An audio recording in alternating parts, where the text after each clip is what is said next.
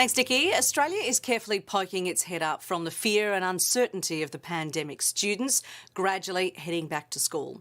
Sometimes the challenges of many communities can be told through the story of one tiny town.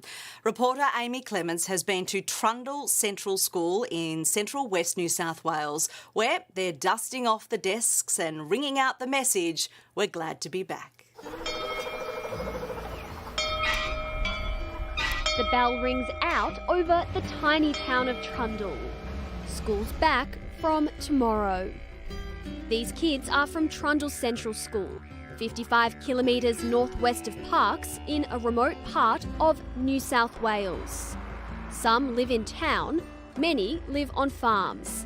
They've already experienced drought, dust storms, and just as the skies started to open and the rain began to fall, coronavirus hit. Drought is every day relentless, taking a little bit of your wealth, a little bit of your emotional stability, your happiness. That's what drought is. And then we had the perfect storm where coronavirus comes on and doesn't take things away, but just puts that massive uncertainty back into the kids. With social restrictions and school closed, the kids took a double hit. This school is the centre of their community. It's the centre of their emotional stability. This is the happiest, most constant place that most of our kids will be in every day. Many already live on remote properties. Their freedom taken, their friends taken, isolated physically and mentally. It's been really stressful and I can't see my friends. I had no idea what was going on. I felt really scared and that. I hate people telling me that country people are tough, because yeah, we might be tough, but that doesn't mean we're neglected, and that doesn't mean that we don't need some help occasionally.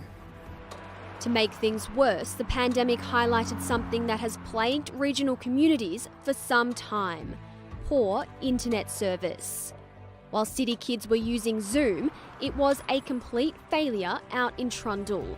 Limited mobile phone coverage and patchy internet connections. We're not allowed to do Zoom because we have 4 people on the internet at one time. When your internet isn't working, you can't hear the teacher, you can't see the teacher, and you miss content. Things city kids take for granted, non-existent out here. Lessons done old school, some printed out and sent home in paper packages. School captain Robert Stokes knows a life on the land all too well. We run out of water, we have to buy in water and it's quite expensive. We've got to limit showers, no wasting water in anyway, we have to preserve the water. He plans to be an avionics technician in the Navy, but his final year of school has been tough and almost knocked him out of kilter. I've been coming to school during the lockdown because we don't have sufficient internet, and there's 5 kids in my family who are trying to learn from home. He'll eventually leave to pursue his dream and join a growing list of people moving away from rural areas. In the last census, there were 173 families living in the district.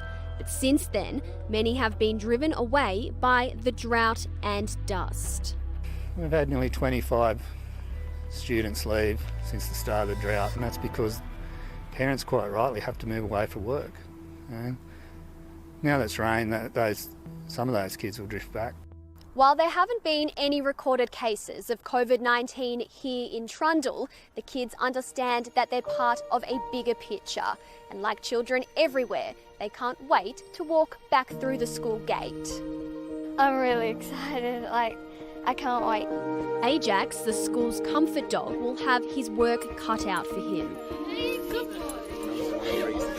All 106 students back in the classroom.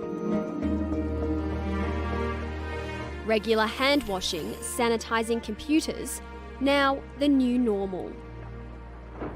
Thankfully, it's started to rain again. The drought isn't over, but with restrictions easing, there's something for the kids to look forward to. A bush town that is determined to keep going on whatever hurdles are thrown up. It has been so difficult for the country kids, and we must thank reporter Amy Clements for bringing us that really terrific story this morning. Yeah, Dickie? I just love country people and getting out there. Don't you wish those towns could just attract more and more people and more people go and live out there? And how resilient are those kids and city kids who are complaining that they can't get on the internet for, 10 minutes? Beautiful story. Have a look at that story. Beautiful story. So well done to Amy.